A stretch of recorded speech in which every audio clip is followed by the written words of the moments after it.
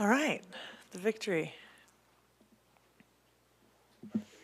Well, thank you guys for coming. I appreciate it. It's good seeing you guys. Yeah, appreciate it.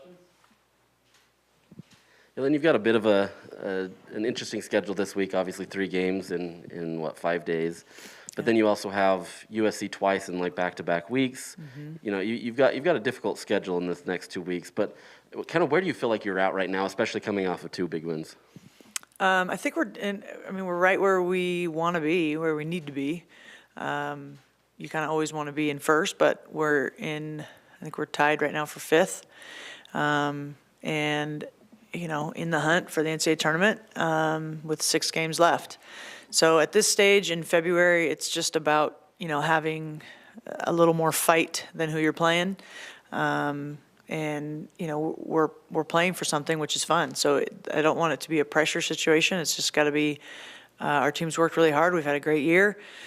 Not a perfect year, but a really good one. And you just got to go one at a time. So the schedule is weird, but, you know, this whole pandemic has been weird. So we're not exempt or unique in that.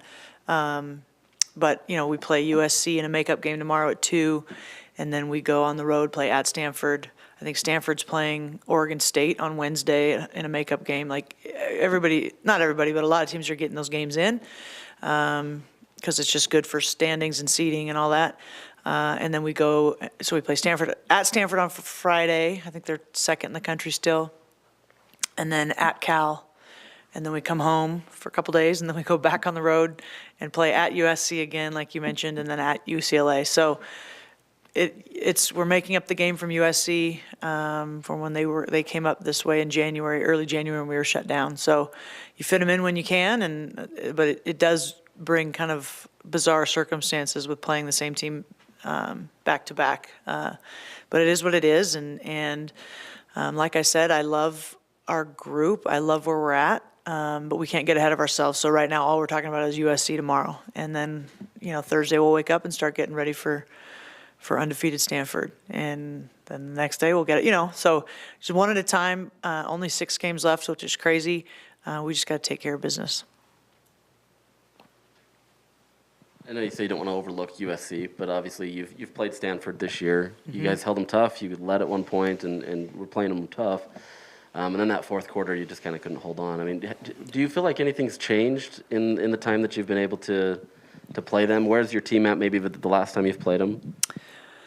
Well, I think the obvious answer to that is all of our young players have gotten a ton more experience. So we start 3 freshmen and 2 sophomores right now, and they don't get to play like freshmen and sophomores anymore. You know, they've had to grow up, but they're talented and they're just great coachable kids. So I think experience, they've gotten a little, and we've learned from every game. It's a big emphasis this year's process over like kind of the results. So win or lose, what did we learn? What can we get better at? So I think we've improved defensively quite a bit. You know, we were in that game. We had the lead with 2 minutes to go against Stanford. We were up at halftime.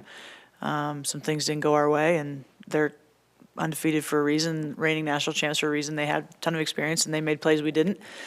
So, you know, we've been in some close games since then, too, that we've won. You know, learning how to close out a game when you're ahead. So certainly anybody in this conference, that's a feat. You win a close game in this league, you're fired up. But that'll be a challenge for us going down there on Friday for sure. But we also have nothing to lose, and those are fun games, too. When the pressure's on them, they have to win that game. We don't, and so that's what makes sports fun.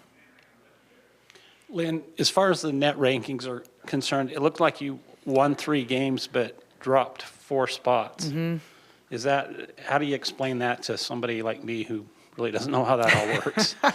Well, it's math is hard because it is hard, and the whole net rating, it's this whole kind of upgraded algorithm from RPI. So RPI was heavily dependent on, which is what the net ranking they've moved towards net, was mostly predicated on wins-loss and your wins-loss of your opponents. So it really didn't look into much other than that. And the game has progressed, and I think if the evolution of it all has moved to the net, where it also takes into account not only wins, losses, and wins losses of your opponent, which that is still, but it also goes into account kind of points scored, winning margin, how many points a game the other team averages, and, all those kind of things. It's more of a predictor of how good your team is versus just did you win or lose. So, beating UW in terms of their net ranking is lower, dropped us in the net because of all the other variables versus losing at Oregon bumped us up because Oregon is such a high-scoring, good team. Does that make sense? That's about as eloquent as I can explain it. But again, I did not major in math, so I don't know if I'm the right person to explain it anyways, but that's what will happen. But right now, our net is high enough for us to get in, and it will remain high enough. But now it comes down to winning enough games. So, like I said, we've got to win the games we're supposed to win or need to win, and because our net's not going to drop, just in our league, not going to drop us out of that top. It's not going to drop out of top 40, I don't think. So, if we can win the ones we're supposed to win again, or win in a certain number of games, then we'll make it, which is exciting. That's where we want to be. It's the hunt. We're in the hunt for something in February, in the middle of February, which is awesome. And then I wanted to ask you about Kennedy. Recruiting her from a small school in Utah, which isn't a women's basketball hotbed. What did you see about her, and how important is the AAU circuit in the women's game as far as identifying talented players? Well, it's huge. I don't think it's much different than on the men's side either. But a kid like Kennedy that played, she's from Hennifer, which I've been out there. There's 3 stop signs. On my home visit with her, we rode ATVs through the streets, so if that gives you an indication of the city life. And so that's where AAU is a big deal, because then you can see a kid like that who puts up 25 points a game in high school. You're like, but is it translatable? But, she played for Keith Van Horn so did Camry Martin, and another player that we have coming next year, Taya Sidbury, the kid from Judge. That's another one similar. Taya's putting up huge numbers at Judge, but it's like, how much is that translatable? So you get to see him in club ball against other highly recruited players. And the thing with Kennedy that I loved, she's one of those kids that in recruiting you thought, I wasn't sure how quickly it all would translate, to be completely candid. I mean, she knows that. I've told her that. But she's also the type of player that I said, I don't want to coach against her. I just don't want to have to deal with her playing for Colorado or all the other teams that recruited her. So it was kind of a no-brainer. Her mom played here. So it didn't take much convincing in my head to go after her, but she just plays so dang hard, and she's incredibly scrappy and coachable, and her progression has been fun to watch. As you mentioned, obviously you've got young key contributors on this team. This has obviously been a gradual build for you and being able to get to the NCAA tournament and doing those things. But with the projections slating you guys there, how hard is it to keep maybe athletes focused and especially knowing you've got several games left and knowing that you're there, but it's not there yet, Right, and that is the science, right? If the tournament was tomorrow, we'd be in, I think we're a 9 seed or whatever, but there's 6 games left and we can't go 0-6. And I think they know that, but this group's done a nice job of just showing up that day, being present that day. We don't sit around and talk about the bracketology or where, we haven't brought it up once. I know they're tracking, of course they are, but our focus is on USC tomorrow and beating USC, and then we'll wake up Thursday, like I said. We, as a staff, we do that, and I think it trickles down to the players too. So you can't put the cart before the horse. But again, I think the message is it's fun to be playing for something in February. This is why you do it. So the fight needs to be, you got to show up, and you can't just go through the motions. Is there any difference maybe because of COVID years or different things that way where maybe you're used to have already playing all the teams and you're kind of used to coming back, circling back? Is it different having, a couple teams still that you haven't played and still preparing for them as if you've, really never seen them before? I know you've got tape on them, but. No, it is. That's a very good question. And I think, too, you start getting in the middle of February, late February, and injuries start to play a role. Kids are out. People are banged up. So a team you saw in January might be very different in February. So we're getting to see teams for the first time, and, we're banged up, too. So it's a little different. It's just kind of nuanced that way. Definitely unique. Haven't experienced this before. Awesome. Thank you, guys. I appreciate it. See you tomorrow at 2.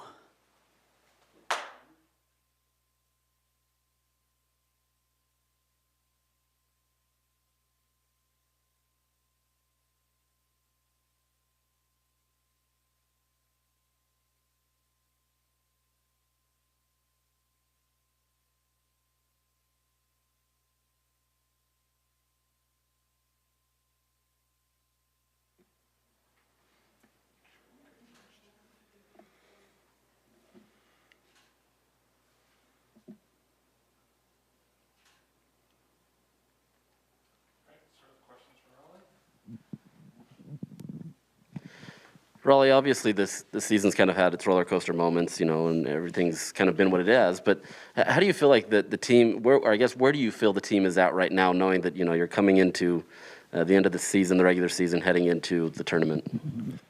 Yeah, I think for us, we're in a great place. I think, obviously, we had a rough month in January. We had a bounce-back win versus Oregon State, which was huge for us. But I think as a team, just how we are, camaraderie-wise and off the court, on the court, I think we're gelling really well together, and I think we continue that. Hopefully we can go on a run and have some momentum going into March and later on this year. Is there the feeling that you guys can play kind of loose and free because really until March, you're just playing for momentum, basically? Yeah, I think that has a play in it, but I think our coaching staff and our team at the start of the year and throughout this whole season have talked about everyone just playing free and loose and having fun and just being ourselves out there. And, we were all recruited here for a reason, just to play our game and who we are as players. So I think that's kind of what we've been trying to do all year. But I think for sure, going into this late stretch, we don't really have anything to lose, and we can just come out and play hard and let the chips fall where they may. Raleigh, you've obviously been on a tournament team. You know the experience. You know what it's like to work for that. What's it like to be able to be in this opposite end where, like you said, you don't have anything to lose, but knowing that, you've been competitive against these top teams in the conference and knowing that, there's still a lot more to give for you guys?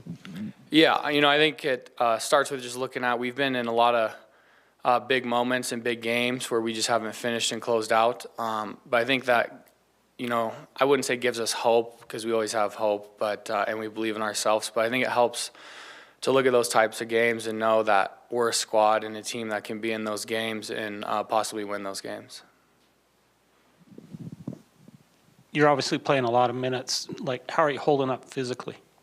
I feel pretty good. Yeah, I feel great. And having this long week going into Colorado will be nice for all of us, I think, to get healthy and be ready to go. So speaking of that, last night in the Arizona game, they kept mentioning that Arizona State played in 3 overtimes, but, 2 nights before. But, I mean, you guys are 19, 20, 21-year-old guys. Is it really that hard to turn around after 24 hours? I know it is for me because I'm old, but for a guy like you, is it that hard or is that overstated? Yeah, I think it is. Obviously, it kind of just depends on how the game goes each night in, but we have a great trainer and Trevor and Coach O, our weights coach, and coaches. They all make sure our bodies are right. And we have to take care of that individually as well, depending how we're feeling. But I just think we have great guys who help us out that way and get us ready to go each night. Craig last weekend said that, he can't really put words to it, but he says there's something different about this team, something building maybe. I mean, are you able to kind of put into words what's happening right now with this team than maybe even a couple months ago? That's kind of tough. I'm kind of in the same book with him on that, but I think we can all feel it as a team. And just these last couple games, especially the way we've been fighting and just continuing to play hard through the ups and the downs, I think just shows where we're at and where we want our program to go. And I just think that's the biggest thing for us is just to keep continuing doing that down the road. You obviously have a week off before you play Colorado. Do you like those? And, do you like having that rest or do you kind of want to get after it? And then also, what does Colorado present for you guys? Yeah, I mean, I think everybody likes rest, obviously getting a little bit extra time going into the game, get to your body feeling right. And Colorado's a great team. They always play really hard, and we're just looking forward to going down there and hopefully coming out with a win. Any other questions? All right. Thank you.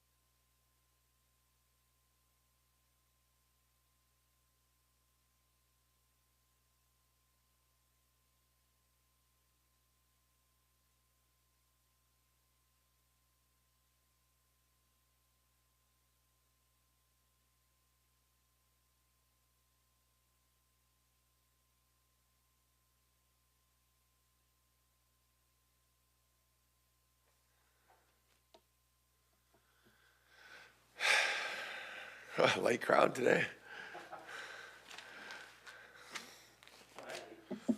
Yeah, I'm ready.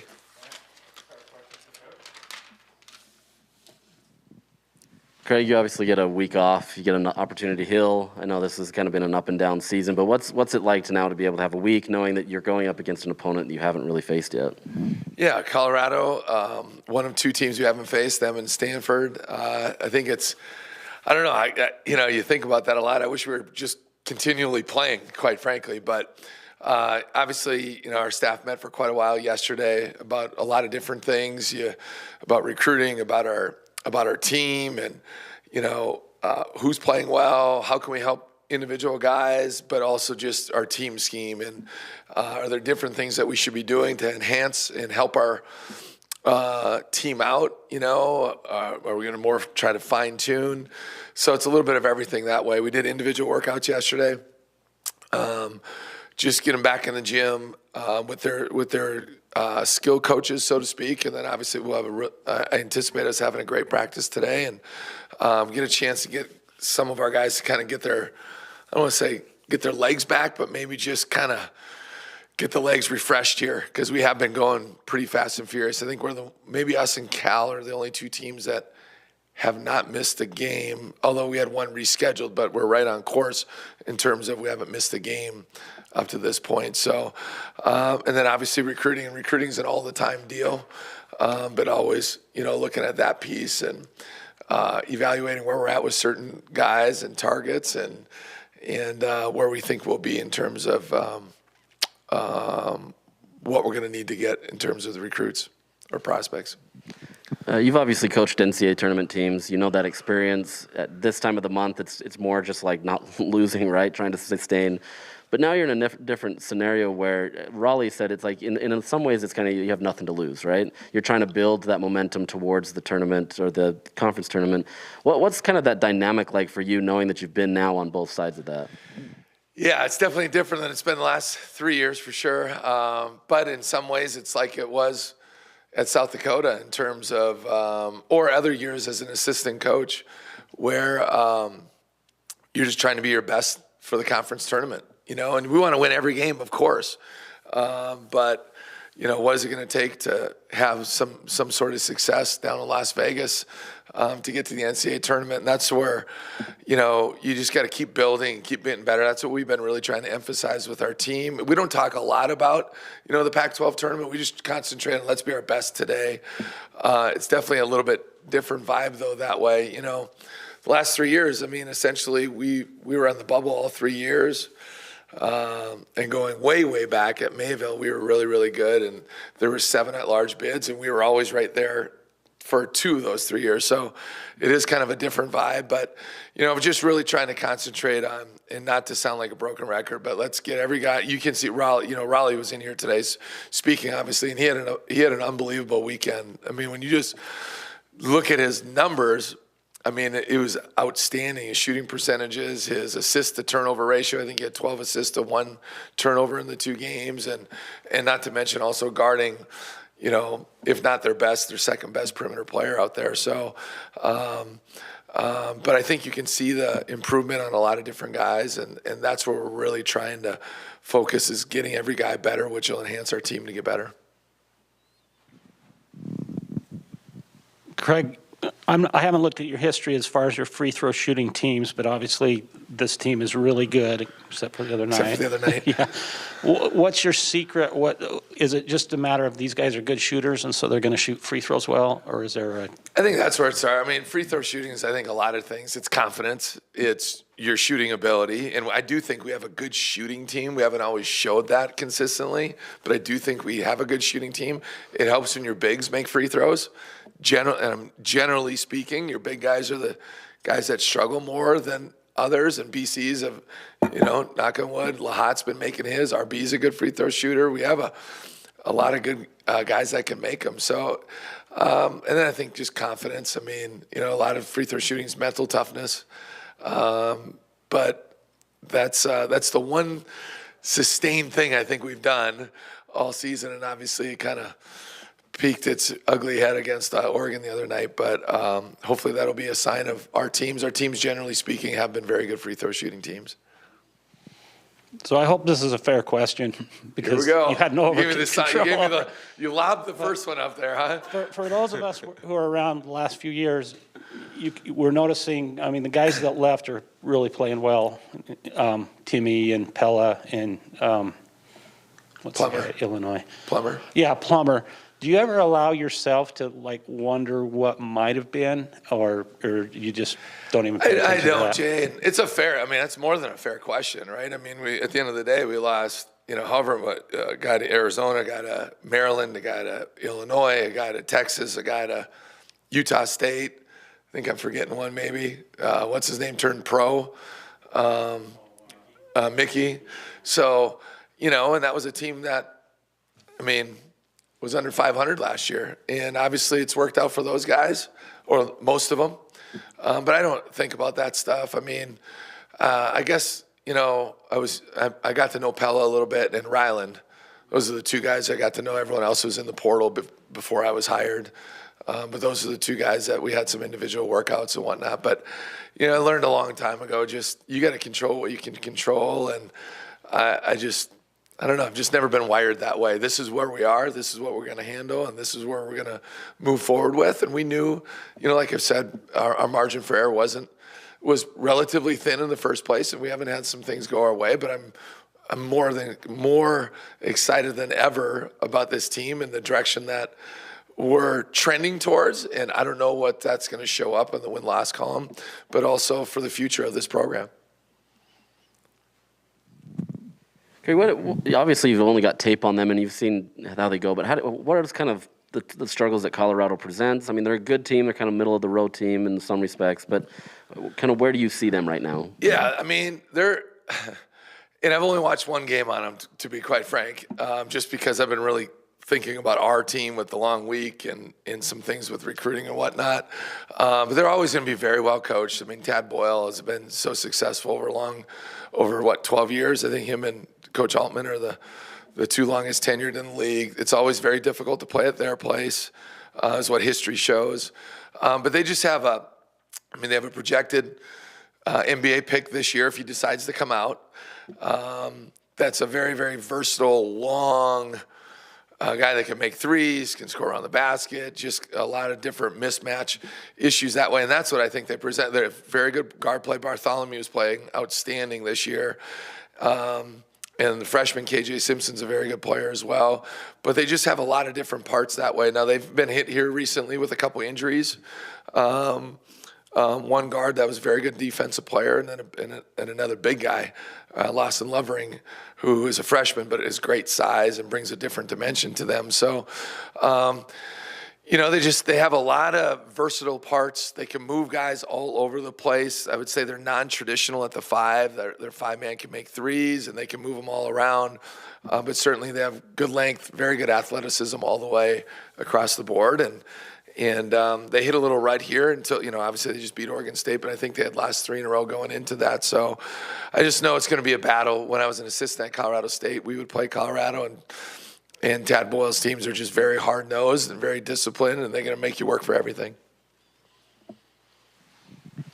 Craig, last week you mentioned kind of off the cuff that next year's roster will obviously look different than this year's. Is it too early to say how many openings you will have? Is it too early to kind of project that? Yeah, I think it is right now. I mean, you can look and maybe anticipate, but that'll be something that we'll talk a little more detail here as we're in the next week or two with some of our guys, just to kind of get a feel for where, guys' mindsets are a little bit. And then obviously right after the season, we'll have our end of the year meetings. But what does the trend say, right? To know specifics or have an idea, you have an idea, but I'm not going to touch on how many I think we'll have or won't have or those sorts of things until we actually have some of those conversations with each individual student athlete. You've been coaching a long time, but what do you feel like your coaching philosophy is, where you adapt to the players, or you try to stick to your kind of core fundamentals, or how do you kind of operate that? That's what's been really, when we moved to the Mountain West, I had been in the Mountain West for 5 years, although it was different. When I first went there, BYU, Utah, TCU were in the Mountain West. So it had changed with those teams going to the BCS level and then adding a Utah State and a Fresno, and Boise had just gotten in. Doesn't matter. So there was some new blood, so to speak. This is the first time although being in the Big Ten, I had never been in the Pac-12. So there's a little bit different styles of play and what you need. And so you're learning the league. Obviously, I watched a decent amount of film in the summertime, but it's different when you're in person and with all the new players that each program, so many programs added so many new players. So getting a feel for the style and what it's like on the road at each venue, and et cetera, et cetera. But at the end of the day, I learned this a long time ago. Tim Gergovich, who a long time ago was the NBA workout guru, and he'd been around the block. He was the head coach at UNLV for a little bit, assistant to Tark, NBA workout guy, was an assistant with the Dallas Mavericks when they won it all with Dirk and all. Anyway, I met him when I was 32 years old. And it was actually, I spent a full day with John Wooden the day before, but that's a whole other story. And I asked him, what's the best advice you can give to a young coach? I just got done being a head coach for 1 year at Mayville State. And he says, you have to be who you are. He's like, when I got my first head job at Pitt, he's like, I tried to be Hubie Brown. And I tried to do it. And when I just was Tim Gergovich, that's when I was successful. And so you have to be able to adapt and adjust, whether it's some stuff with your team and their skill set, of course. You have to be able to adjust. But your culture and the kind of guys that generally make it for you, I think you got to be steadfast to what you believe in and how you go about it. And we want to be tough-minded and tough and physical and rugged. But you do have to have the ability to adapt with the times and roll with the punches a little bit. NIL, transfer portal, right? The way the game is played, maybe some of the mentalities. And then, of course, what does BC do well? What does Marco Anthony do well? what does Gabe Matson do well, and just go right down the line, and how can we help them? So whether it's running different sets, we've had to do a lot of things different, quite frankly, schematically here than we've had to really in my entire career, just because of the way the roster is. And then, I mean, we're playing Missouri with Marco Anthony as our 5, and Oregon, we did some of that with Marco as our 5. Like, I mean, how many times do you do that? It's not often. So you have to be able to adjust and adapt. While at the same time, I think just knowing what your core principles are, what you believe in, and having a general feel for how you want to play the game. And I think our style of play, and I feel very confident our style of play is going to be very successful here. But we also have to have more guys that can flourish in that system of play or style of play. Any other questions for Coach? All right. Thank you, Coach. Thank you, guys.